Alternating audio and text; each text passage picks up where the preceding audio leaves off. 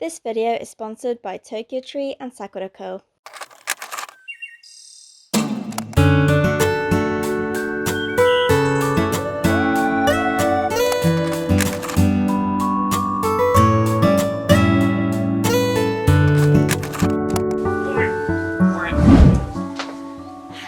Hello, welcome back. They've never been here. We're at Cassie's house. Where am I? Would you like a cup of tea? We have tea. Christmas we can make tea. you some peppermint. It's currently the 22nd December, right? Happy winter solstice. Happy winter solstice. I'm currently posing as the Christmas tree. This is us talking about how we planned our 3-week Japan trip earlier this year. Yes. Two of us, okay, so we're 23 years old. Soon to be 24. Almost 24. And we went on a trip to Japan for 3 weeks. All the videos are up on my channel. You can actually watch them now. It did take me months to edit them. Literally months, because so much happened in between that you just haven't addressed. Oh yeah, I moved to Canada. Surprise! Stay tuned. I am currently in Germany, but I did move to Canada. Santa's gonna have a tough time tracking you this year. Oh, truly. just- Where are they? Don't know where Thea is. For today, we're going to actually discuss how we planned our trip as two very avid planners. Avid planners who were in different countries at the time of planning. Yeah. One UK, we actually one started Germany. planning this trip back in 2020. November 2020. Oh, sorry. No, January. Because we were convinced that we were going to go that summer. That was the summer between our second and third year of uni. Then COVID happened. Very sad. In hindsight. Oh my god, we were going to go in August. We don't do well in heat. No, and it's also typhoon season. We ended up going in February, March kind of time, which turned out to be the perfect time to go. We ended up like experiencing not all 4 seasons, 3 of the 4 Essentially seasons. 3 seasons it felt like. Because we got summer, it was kind of nice and warm a lot of the time. And then we got winter because we went up into the mountains and we had snow. And we wore thick jackets even when we were up on the mountain. Yeah, yeah. And we got spring because we got the cherry blossoms. Because we were absolutely convinced that we were not going to get cherry blossoms because it wasn't predicted for the times that we were going, which is why our flights were a bit cheaper. Pro tip, book your flight. If you want to go for cherry blossom season, book your flights for just before the forecasted season and maybe you'll get lucky. I'd say because we got like, the last week that we were there was like prime cherry blossom We got season. peak cherry blossom. Yeah. And on our final day in Tokyo, we just had near the temple like these stunning cherry blossoms. Which, that video is not out yet. Like, stay tuned for that because you will want to see it. So, we're here to talk about how we planned it all. Let's start with flights. Cheersing. Cheers. We have a boot. Goodness. Goodbye. Goodbye. I was gonna say goodness. Goodbye. Goodbye. Okay. Flights. We ended up flying, we flew direct from Heathrow. Direct from Heathrow. 14 hours. The longest flight I'd been on was 8 hours to Dubai. More than me. I had 6 hours to New York. We were really nervous before our flight. And also without our families. Yeah, We this just was had to our call. first time just like being adults and flying across the world by ourselves. We kept on saying whether Childline should be involved. Our flight, we had an early morning flight from Heathrow. It left at 9 a.m-ish Before 9 and it arrived in Tokyo at 7 a.m. local time. And so sleeping on the flight would have been ideal. We did not really get much of that. I got like 5 hours of cumulative sleep. I Taya think I got like 2. Advice, stretch legs. Make sure you go to the loo. Yeah, on don't the do what flight. Taya did. I have this remarkable ability to just like hold my pee when I'm on flights because I don't like going to the loo on the flight. Don't do that. Go piss, girl. Go piss, girl. In hindsight though, we were discussing how we wanted to do a layover. It's not only cheaper, but I'd say like the ideal would be like a couple of days, like in like Seoul or somewhere, and it also breaks up your flight time slightly. helps If you you're- adjust a bit more to the time zone difference. True, because oh my god, jet lag. Jet lag. Jet lag. My old Ooh. foe. If you can't tell, we're from Europe. From Europe. We're from Europe, UK and Germany, so the time difference to Japan at the time, because it was not daylight savings, it was 9 hours from the UK. It's to be noted that when you travel east, your body loses hours and it's far more difficult for you to adjust. All I'd sort of researched beforehand was like, just try and sleep at night and stay awake during the day, but that doesn't work. Like, just accept that you are gonna wake up in the night, and that is fine. Don't be afraid to like try and find any like natural sleeping remedies that helped, because I ended up finding some children's medication for sleep in Japan. We went in with Google Translate and we're like, I'm struggling, please help me find this.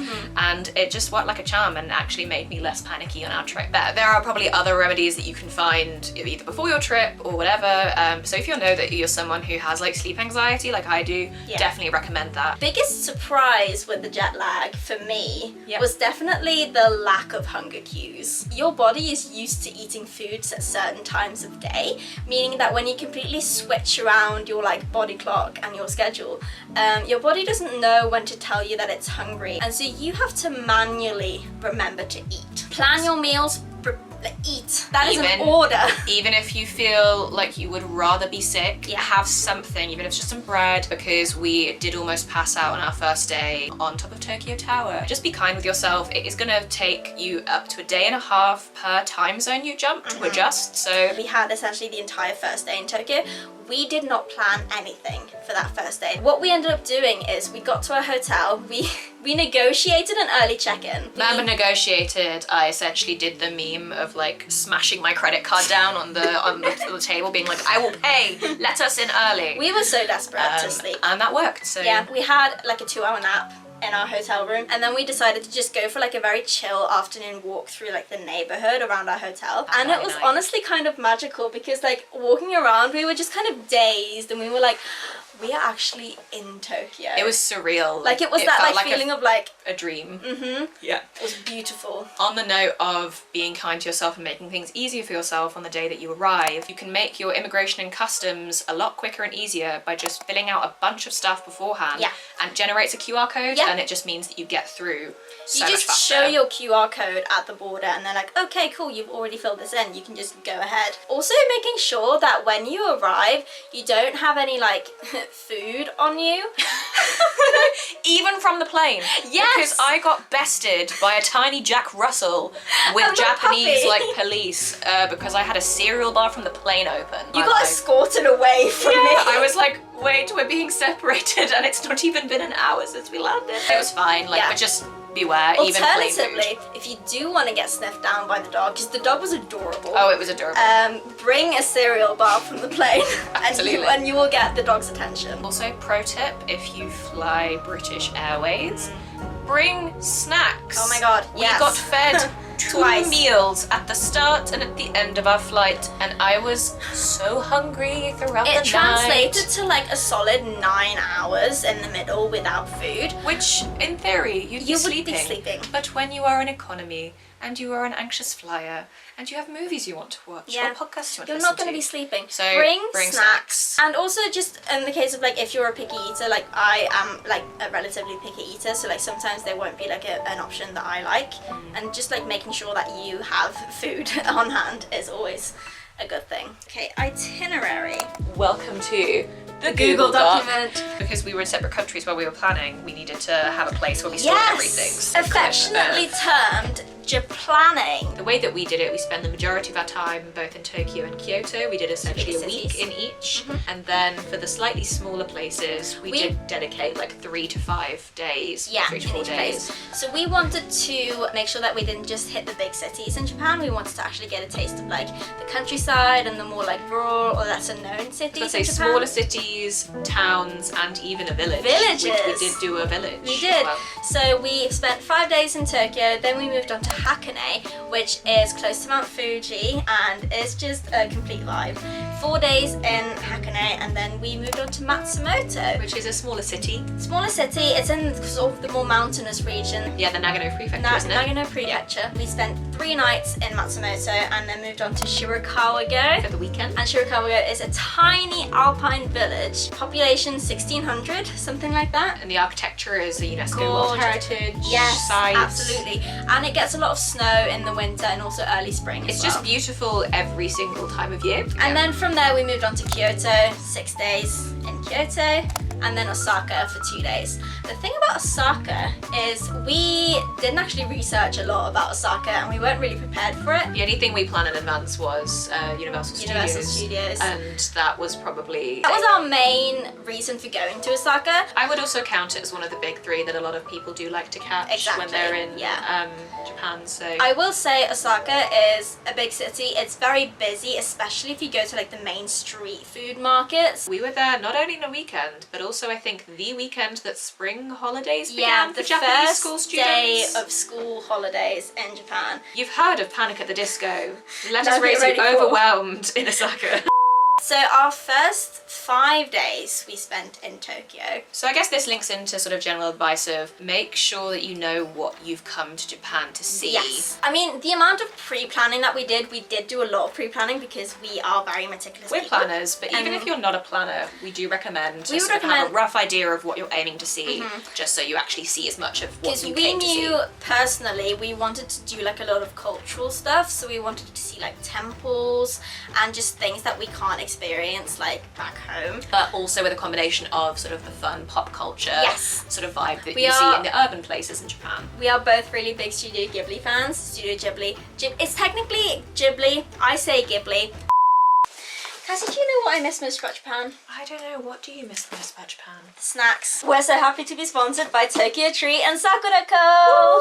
Tokyo Treat is a monthly Japanese snack subscription box. Celebrate the new year with Tokyo Treat's New Year Snacking Party Box, filled with snacks inspired by Japanese or shogatsu or New Year's holiday. We have to try Kit Kats. The Kit Kats. These are red and white, good luck, Happy New Year Kit Kats. Goodbye. Goodbye.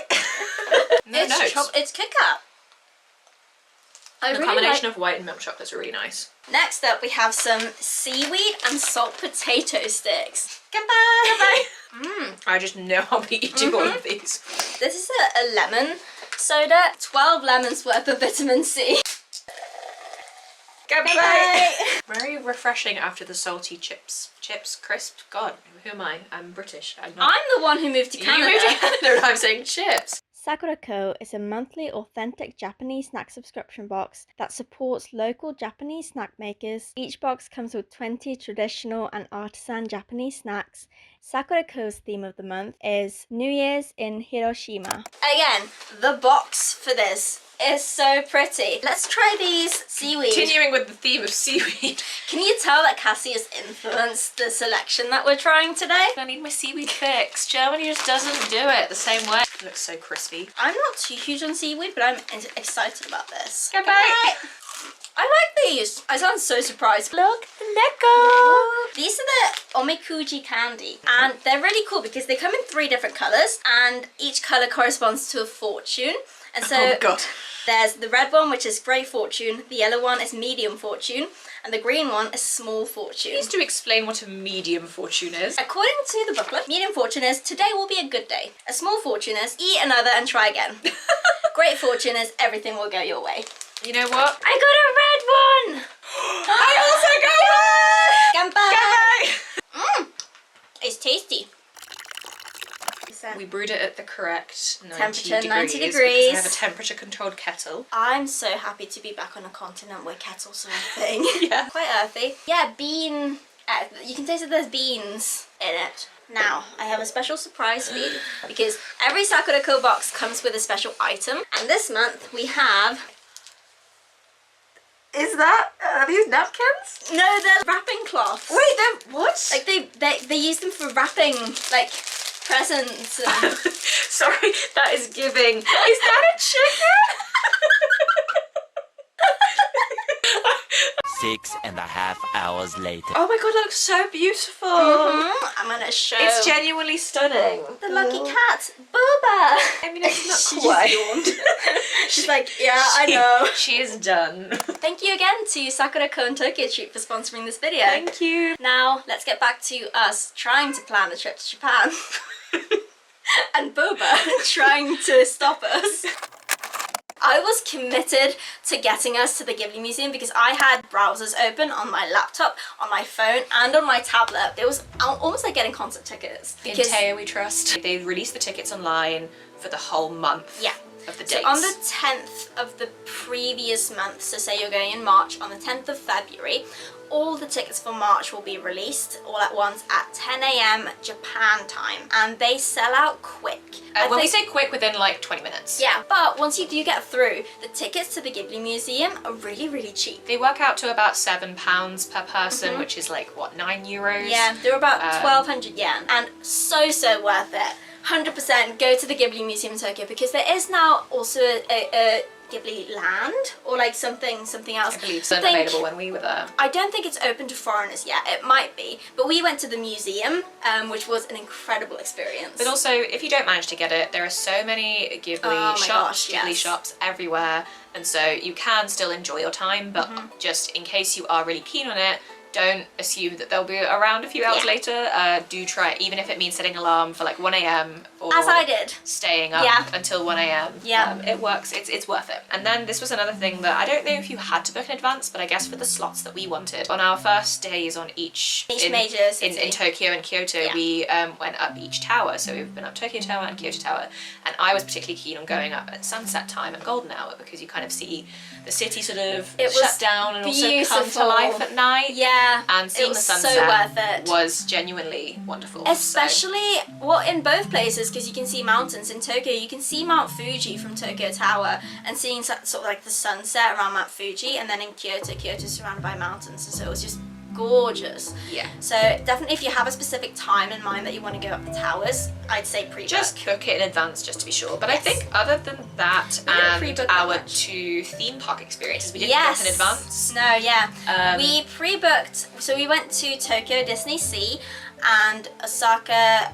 Universal Studios, which Tokyo Disney Sea, we actually didn't pre-book. We thought we pre-booked, and it turned out the website was allowing us to book for Disneyland. Yeah, there's Disneyland and then there's Disney Sea. Disney Sea is a Japan exclusive theme park, so there's no other Disney Sea in the entire world. So that's why we wanted to go to that one. And then turned out I had booked us tickets for Disneyland instead. The tickets work out to about just under 60 quid, so about €70 per person. So it was an expensive mistake to make. It was the most expensive mistake we made, and you have to plan a bit of financial leeway, unfortunately, because things go wrong, and that was just one of them. And I guess another pro tip, because now there is a Nintendo World in America, right? In LA. In LA. When we went, this was the only Super Mario Nintendo World. Yeah. It's so if you're very desperate to see it, spend the extra money. Yeah, because you can spend extra money to get like a fast pass, which also gets you a timed entry to the Nintendo World. What we did was we showed up on the day, we showed up as the park opened, and we ran straight to the Nintendo World to try and get a timed entry ticket. Turned out half of Japan decided to do that too. We got to Nintendo World at just gone like 20 past 8, and we were booking through the app as you were meant to, and nothing was loading, so we went over and we were lucky to snag an entry time for 6:30 p.m. We had to stay in the park for 10 hours, which wasn't our intention. Obviously, if you're a seasoned theme park goer and you do enjoy staying there the entire day, good for you. Yeah, that's not what we planned to do. And by the time we actually did enter the park, we were cold, we were tired, we wanted to go home. We did still enjoy, we went on the Yoshi ride and it was really, really nice. Things like it would have been a 3-hour queue for the Mario Kart ride, which we would have loved to have done, but when you get in at 6:30... The park closes, I think, at like 9. I mean, we didn't want to stay that late either, because we were going back to Tokyo the next day and we wanted to be alive for that. In hindsight, we shouldn't have been stingy about the extra 50 quid, Spend 60 euros. the extra money, because it also gets you a fast pass, which gets you to skip some lines for the rides, because they can be long. Most of the lines were at least 2 hours. 2 hours. Yeah, so for the big rides. If you're like a hardcore, want to go on all the rides, it's worth it. It's worth it. Another basic thing is airport shuttle. Yes. That was very useful. Oh my gosh. Because So- Tokyo's huge. The Tokyo Metro system can be really, really overwhelming, especially if you're jet lagged and you're just arriving. We booked like it was called like a limousine thing. It was essentially like a bus shuttle, but like a coach almost a bit more. We didn't have to deal with the metro or anything like that. We didn't get lost in Tokyo, lost and jet lagged and afraid in Tokyo. It's just one of those things where you just want one less thing to worry about when you arrive. So I'd say when you're deciding what to spend money on, like focus on just like convenience when convenience is needed, and then other times like you might just be okay with like a convenience store breakfast instead of like going out somewhere Or a to hostel. eat. Yeah, we did plan to stay in a couple of hostels during our stay just because we wanted to keep the trip budget friendly because we don't have that much money. We'd been saving for quite a while we had for it, been, but yeah, still but we wanted to spend more on experiences we are than 23 accommodation. years old.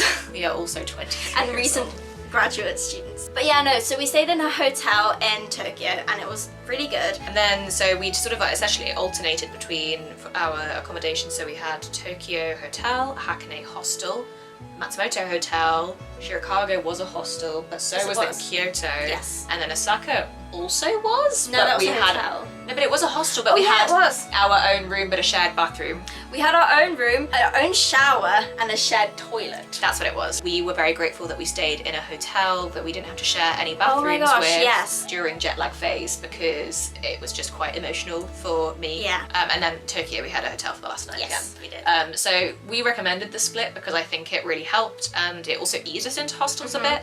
But general Also- review of hostels, In terms of hostels excellent. in Japan, yeah, Excellent experience. we've never stayed in hostels. We're not by hostel ourselves before, girlies. No, We're not girly pops. we are hostels. hostel girly pops. Girly pops.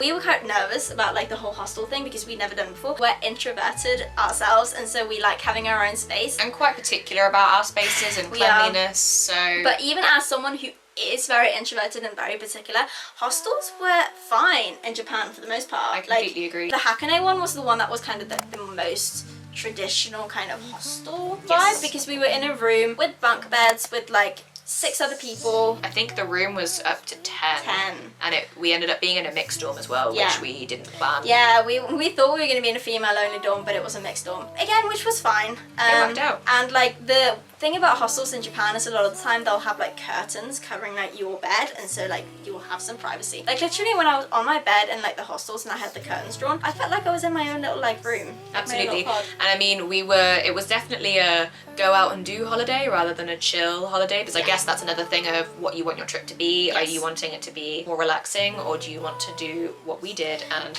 have no time for chill and just Walk be going? 16,000 steps a day. Because then all we used our beds for was to sleep and Yeah. to like decompress. So Yeah. it worked out really well in our favour. Shout out to Kay's house in In Hakone. Hakone. Oh If my you're in God. Hakone, please stay in Kay's You have house. to. They have onsens, which if you don't know are like Japanese bathhouses. They're like hot water springs, and a lot of the times like the public ones, you have to not have tattoos, which is a thing that you have to keep in mind if you do have tattoos. But the one in Kay's house in Hakone is at the hostel, so you don't have to leave. And it's perfect if you're like kind of nervous about the concept of onsens, if you've never done it before, because you do go in naked. And we were kind of nervous, but we ended up falling in love with it, and we went like every day to As the one often at as the we hostel. could. Yeah. We then found out afterwards that Haneda Airport in Tokyo actually has onsens like in the airport that you can go use, and we had like so much time before we were flying back that we just like we were killing time and we didn't. There are like lockers where you can store your stuff as well and like your luggage, and then just go and chill on onsen before your flight. The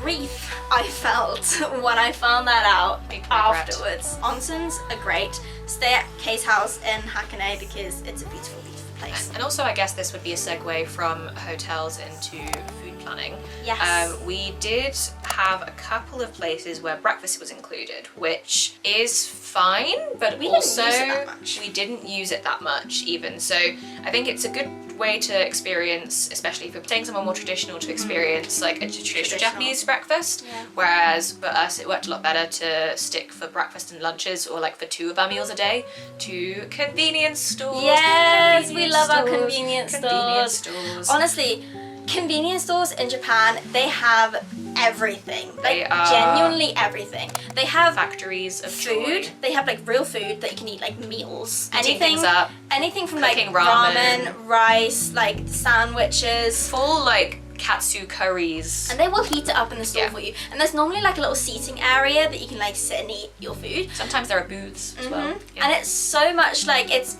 cheap. It's really, really cheap. It's good, especially for like when you don't really feel like eating much the first couple of days. Like just go to a convenience store.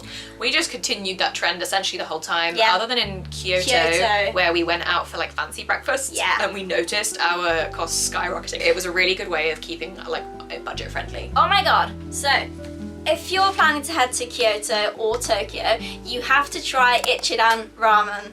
It We only discovered it in Kyoto and we went like 3 times. It's this place where you can personalize your ramen, so like you can choose between like soft and firm noodles, like strong dashi, or if you want like toppings on Garlic your ramen.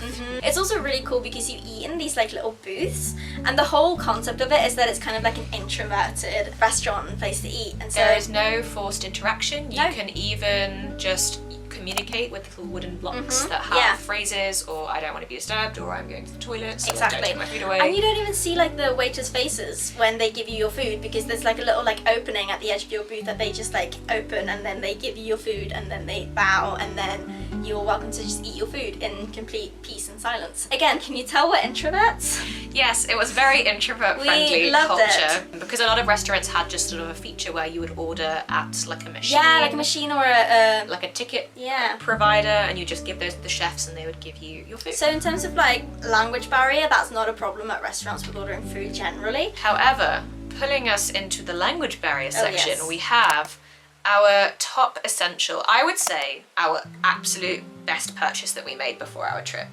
Our pocket router. Oh my gosh. Would you like to explain the concept of our Yes. pocket router, since you discovered it?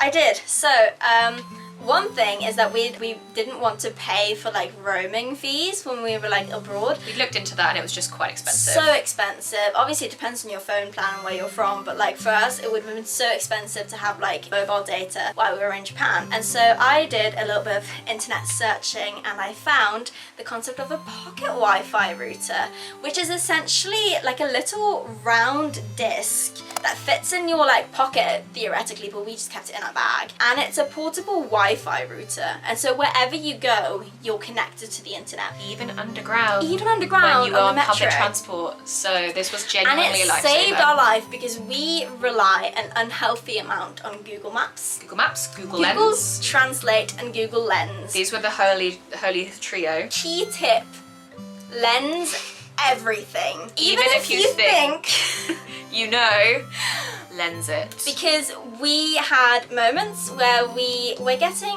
pizza from vending machines and we lensed the buy option to figure out what to click buy for the pizza. We looked at the vending machine itself and it had a nice little drawing of an oven and a fire, and so we naturally concluded that the pizzas would be cooked in the machine and they would come out hot because Japan is high tech. No. We did not realise that underneath it all it said in like red letters, make sure that the shop behind this machine is open when you use it so that you can heat up your pizza, because the pizzas were frozen. And instance number 2 was when I tried to order myself a cola float. Japan loves cola floats and so do I. Cola floats being Coca-Cola with some cream. either mostly soft serve, but Yeah, sometimes or like just like a scoops scoop of vanilla ice of cream. vanilla ice cream on top. I loved it. I took any opportunity that I could to order a cola float, and so we were at the Nagano train station in Kyoto and I saw on the menu a picture of a cola float and I was like, brilliant, I'm gonna order this one please, and I pointed Thea to the and picture. cola floats. Had my little cola float and I took a sip and it was coffee. And my little self does not like coffee. It's giving biting into a chocolate chip cookie and finding out the chocolate chips are raisin. Lens everything. Google everything. Translate would be your best friend. Even then, we did learn some very basic Japanese while we were there. You don't need to know much. I'd say learn how to say hello, thank you, please, goodbye, where's the toilet? I taught myself how to say that. And if you want to have some bonus phrases, be like, I speak X language. Obviously, learn as much as you're capable of, Yes. but don't worry, technology does allow to break through some of the language barriers, and you do also just pick up some stuff. while And you're even there. then, like the Japanese people that we encountered, they were just very lovely and very like cooperative, and they would like speak slowly, or we would use like just hand gestures, and like we would get ourselves understood. It's not a big deal. Just like, I think it's just common courtesy to like learn some very basic things. Don't be a white person. Don't be a white person. We're aware that we're white, but we were trying to be respectful whites. We were painfully Also, I guess that sort of lines in with mask culture is still a big Yes. thing over there and continues to be. When we were there was a mask mandate like everywhere, so you had to wear a mask, and there were a lot of white people who did not wear masks, and we didn't appreciate that. Be better, please. But even now, there's no longer a mask mandate, but a lot of people do still wear masks. So I think just kind of like read the room, suss out the environment that you're in, Yes. wear a mask if other people are, wear a mask on public transport. Generally respect the rules around you. So like there was another rule in a lot of public transport, especially during rush hour, to be quiet.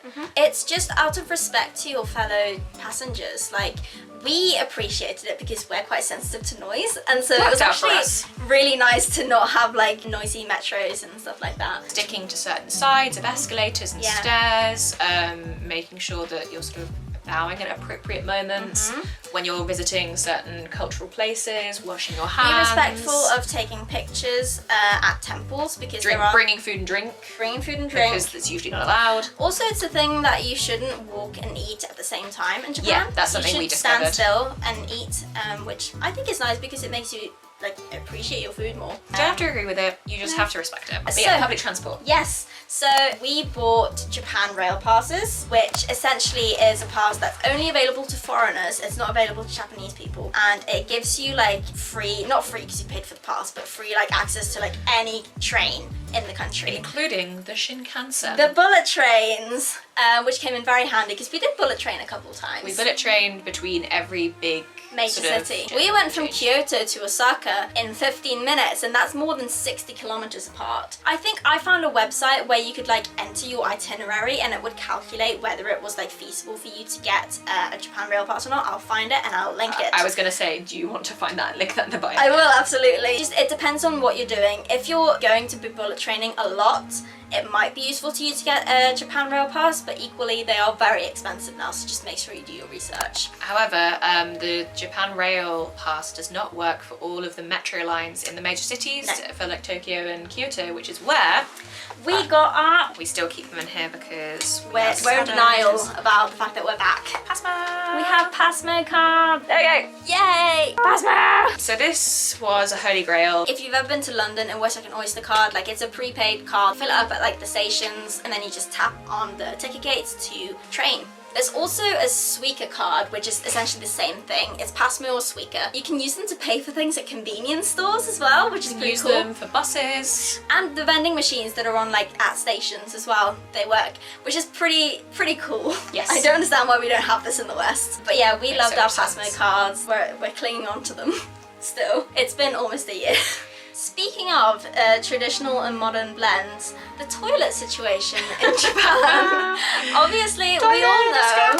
Toilet desu ka? Toilet wa doko desu ka? Yeah. excuse me. Toilet wa doko desu ka? Where's the toilet? Asoko desu. It's over there. I have taken a Japanese course since being back, and so I know a little bit more than I did then. I don't go much. You'll catch up. Yeah, no, so obviously Japan is well known for their like really modern bidet toilets, like with 1500 functions, And seat warmers, music that you can play so people can't hear you. automatic lowering and like raising of the seats. So you don't have to touch the icky public toilet. So like high-tech toilets, literally wherever you go, except if you happen to go to, what was the station name? It was the station that Ryoks. It's on the screen. I will put it on the screen. And if you happen to just need the toilet at that station, be prepared for the fact that they don't have Western style sitting like chair toilets. They It's have a squat pot. That's what we termed it, at least. Yep, a squat pot, also a hole in the ground, and a little bar that you can use to steady yourself as you squat down and do your business. Normally, you encounter those, but there are always like alternatives to go for the Western style toilets, if you so please. There was no such alternative in this one station in Kyoto, because the juxtaposition between like the hyper modern, like living in the year 3000 toilets that Japan offers, and then just like a squat pot. Again, an experience to have had. Just be aware. Yeah. That's all. That's Yeah. all we say. Yeah. We were not aware of that. Oh, I guess this is an additional pro tip. Maybe I'll just like get Thea to insert a picture of the book on the screen. It's a cheap travel guide that my mum bought me for Christmas before we went to Yes. Japan. We didn't use it as much as I thought we would, but it did actually lead us to one of our favourite memories in Japan, which was it had a section where it listed throughout the year what kind of free festivals were happening in Japan, and we just happened to be in Kyoto when Omizutori was happening. In Nara. Because we already knew we wanted to do a day trip to Nara, so the way that we then organised our time in Kyoto was that we went to Nara on the day of the last day of the last day Omizutori. of the festival, which happened to feature the monks with the torches in the temple, which was a magical experience. It was probably one of my favourite memories. Even if you don't go to Japan at that sort of time, there were plenty of other ones that it listed throughout the year, and a lot of the times they are free. You just need to be at the right place at the right time. And Hidden gems, honestly. It's just, there is definitely stuff to be had from those sort of travel guides that are aimed at foreigners. Exactly. And just to highlight some just top things to do in each place that we did. For Tokyo, I definitely say Studio Ghibli Museum. If you like Studio Ghibli, go to the Studio Ghibli Museum. You're not allowed to take pictures or videos inside the museum, but that just kind of adds to the special feeling that it has. Like, we're the only ones who've seen it, and everyone else has gone to the museum, but like our family haven't seen it because we weren't allowed to take pictures and we can't show them. It just forces you to be a bit more present, which was something that we did notice while we were in Japan. In general, it's so easy nowadays just to get lost in taking photos and videos. Yeah. We say as we vlogged it, so we are not sitting on a high horse or anything. No. But just from a perspective of, we did make sure to step back and actually just experience we even had the like moments. a couple of days where we like didn't take many pictures, and we also didn't vlog on certain days, just to like actually like have the experience for ourselves as well. Social media and technology and taking photos itself isn't inherently bad. It's just about sort of finding moderation. balance. Another thing that we'd recommend in Tokyo is teamlabs. Yes. Which you've probably seen all over Instagram if you've been researching anything about Japan. They have a couple in Tokyo. Yeah, it's an interactive museum experience. It's the coolest museum experience I've ever had. Very difficult to describe, and so you're either going to have to go and watch my video about Tokyo. Honestly, nothing beats immersive experience. going to experience it yourself. Like, I can film it, I can show you, but you need to go experience it for yourself as well. Other than that, something that I personally regret not having been able to see in Tokyo, which I would recommend if you are into art, the Tokyo Metropolitan Art Museum. Absolutely. It has so much like international and also Japanese art. Yeah, we wanted to see an open air like museum in Hakone as well. Yes. We didn't manage to go there, but it's supposed to be really, really nice. What we did do in Hakone is we went on a pirate ship cruise that was supposed to be a Mount Fuji sightseeing cruise. On Lake Ashi. Yes, on Lake Ashi. We went on a day that was really cloudy and misty, so we didn't actually see. But usually you can. Yeah, usually you can. And it takes you up too, because there's like a whole like kind of path you can take around Hakone with different modes of transport. There's a ropeway, there's cable cars, there's like old rustic railways. It's really, really cool. We got the Hakone free pass, which essentially gives you free access to like all the modes of transport in Hakone, and it includes the pirate ship as well. So. Yeah, so definitely recommend that if you're in Hakone. And then Matsumoto. Matsumoto is a place that I don't think a lot of people go to. I don't actually remember how I found it myself because I added it to our itinerary, but Thea was just like, we're going to Matsumoto, and I was like, the cool thing about Matsumoto, it has one of the oldest like remaining 6-story castles in Japan, which is Matsumoto Castle. It's also known as Crow Castle because it's black. You can go inside it, and it's converted into a museum. What, £4? Honestly, like any kind of Not like even. museum, shrine, like castle entrance in Japan, so cheap. Either free or cheap. I'd really recommend Matsumoto because we did a day trip from Matsumoto to Nagano, but then took a bus up into the mountains to see snow monkeys. The snow monkeys, the Japanese macaques. Japanese macaques, they have their own natural hot spring, and in the winter they bathe in the hot springs to keep themselves warm. There are so many documentaries where you just see these pictures, these little snow-covered mountain monkeys just like chilling in their onsen. For context, you are completely in the same space as these monkeys. They are walking around like right next to you. They are so chill. They're so used to people. So yeah, definitely that was so worth it. We loved that. Then Shirakawago, very tiny, sweet place. Honestly, the cafes in Shirakawago were the highlight, I'd say. There were like 2 or 3 main ones that we went to, and there was one that we fell in love with in particular. Yes. But I'd say Shirakawago is definitely just a no thoughts, just vibes place. Yes. The highlight was just the architecture, I would say, Absolutely. and the mountainous views. And so. just the experience of being like really out in the countryside. But I'd say definitely in general, Shirakawago, I wouldn't spend more than like 3 days max in Shirakawago. We were there unless for you're going there for like a retreat, kind of just to take in the nature and everything. we kind of used that just to reset and recharge. We spent a lot of time like journaling and reading and just walking around. It was such a nice break because after that we went back to the big cities. With Kyoto, we were there for 6 days. So the longest place we actually Yeah. stayed anywhere. So yeah, We and that was stayed so at worth an it. amazing hostel, which was like a really modern kind of concept where you had like essentially your own little pod with like a double bed, and you got given an iPod upon check-in, which you then used to control the lights in your little pod and the bed going like up and down like an incline. We did get inspired by some YouTubers that we saw, which I guess is another trip, like just Even watch. Jade. Thank you, even Jade. Thank you. We did sort of just watch a lot of videos of what people did in the places that we just went get to, inspiration. and that's how we found a lot of the places that we wanted to go and see. Yeah. And in Kyoto, I'd say my favorite thing about Kyoto was actually not in Kyoto because we went on a day trip to Nara, but I just loved like seeing the deer.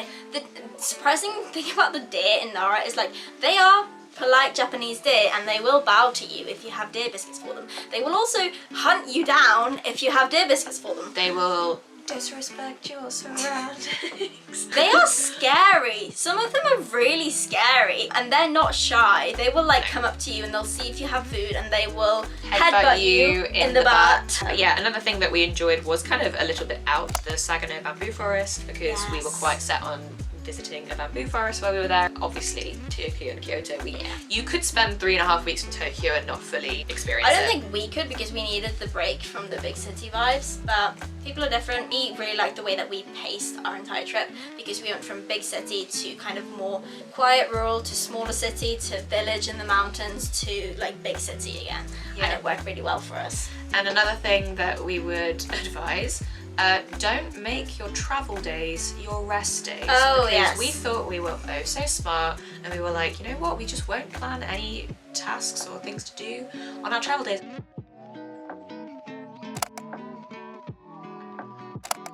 Wash your hands, you dirty pig. Dirty pig. Okay, final part. We're back. If our camera stops dying, we wanted to just touch on packing and luggage and suitcase. So we each brought like a medium-sized suitcase to Canada. 20 kilo max. Yes. I just let that slide. I was like, yeah, Canada. Honestly, it worked fine for 3.5 weeks. Pro tip, packing cubes. Changed our life. Because we were living out of a suitcase for 3.5 weeks, and as people who like things to be ordered and neat and tidy and can't really tolerate a lot of chaos. It just helped because you could obviously also separate your dirty clothes because we did laundry a few times, as you saw in the vlogs. If you haven't seen the vlogs, go watch them. I feel like we should do like take a shot every time. Make sure that you have a variety of layers, like have a big coat that you are prepared to wear on your travel days when your suitcase is too full. Yes. Don't reach your limit before you go because you will buy things. Yes, and you will yeah. want to fill it. Point in case, the poster you see behind me was very diligently carried across half of Japan by yours truly because I didn't have enough Not my space. poster, Cassie's poster. Yeah. It lived in my bag for 3.5 weeks. Yeah, it's basically yours. It is. Also, pro tip, as Cassie can attest to, don't bring Doc Martens that you haven't fully broken in. Don't do it. Just wear bring like sensible shoes. Comfortable shoes, because if you're anything like us, you'll be doing so much walking. We did like an average of 20,000 steps a We, day. on our rest days, we did like 10,000 steps. 10,000 steps. So you'll be walking a lot. Don't wear the Doc Martens, wear the walking shoes. Also note about like the size of the suitcase that you might want to bring. If you're planning to go on the Shinkansen, be mindful that if you're bringing suitcases that are like relatively large, you have to book specific seats in specific parts of the train so that you can have luggage storage space, because most of the normal seats on the train, you are only allowed to bring suitcases that you can put above your heads. It's quite like spacious up there, so like we were able to put our like medium-sized suitcases up there, but also like keep in mind that you're gonna have to like lift your suitcase and put it up there. And also if you're traveling between a lot of cities, like the less luggage you have, the better, so just kind of try and like plan smartly. The way that I was able to keep sort of sanity was to have a tiny little body bag where I kept just the bare essentials, so like things like passport, a portable charger. Can't express how important a portable charger is. We both relied on Cassie's portable charger. My portable charger carried the trip. Communication. Communication, so important. Again, we're both quite introverted people, and we were a bit nervous about spending 3.5 weeks in complete and like contact with each other 24/7. Yeah. Surprisingly, by the end, we didn't hate each other. Didn't hate each other, and I think that's because two main factors. And I'd say one is just make sure that you're traveling with someone who wants to see the same things as you, who has the same priorities as you, because while compromise is always going to be a thing, we had compromise in terms of things that we did for your sake, things that we did for my sake. Yeah. Most of the time you should want to be doing the same things, because otherwise you're probably incompatible. And then the other main thing is just Communicate. talk about things. If you're feeling tired, tell the them. other person, because then they can take charge. Also, just keep in mind, if you're both tired, jet lagged, tired from traveling, whatever, don't take anything that the other person says or does personally. Nothing is said with a lot of just like brain cells or intent when you're in that state. And so just don't take it personally, just kind of like leave it, move on, and then if you need to, if you feel the need to, you can discuss it later on when you're both at a better mental state. So we were saying about communication. Communicate, be honest about how you're feeling. If you're angry, just say that you're angry and you need some time out. And also, pro introvert tip, personally, we didn't want to go our own ways whilst we were there. That was just something that we weren't prepared to do. That's fine if you guys want to do it. But we then used our public transport time as alone time. Yes, Which and really also time helped. before bed as And well. we also always had like about an hour before bed. to Just do it. like wind down, decompress. And yeah, in our weekly calls in the run-up, we sort of discussed boundaries. So I think that just prevented a lot of arguments, and also meant that a lot of arguments didn't escalate. Exactly. But even equally, just saying that, I can't remember an argument we had. No.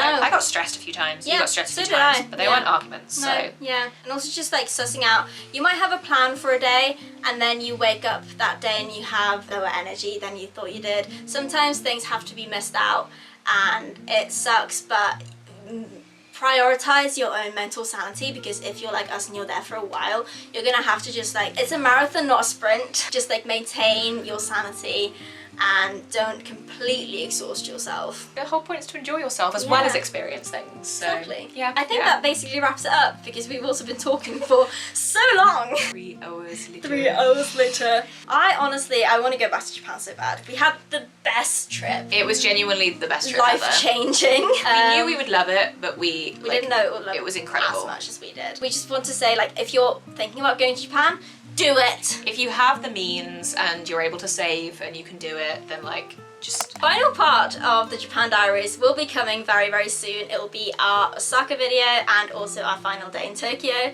I'm so sad that this series is ending. Me too. I've been enjoying living vicariously through Thea's hard work. It's been so cool. I'm so happy that so many of you enjoyed them as well, because they've been so much fun to make. Yeah, it's just nice to know that so many people have connected with Honestly, our experience that I've we had. loved reading everyone's comments and like all the ways that you engage with the videos, and it's just been so much fun. So please do leave a comment on this as well. I honestly, it's my favourite part, is reading people's comments. And yeah, if there's anything that we didn't cover that you have questions about, just leave them down below and we'll get to them as well. We might not be experts in Japan, but we are experts on Japanning.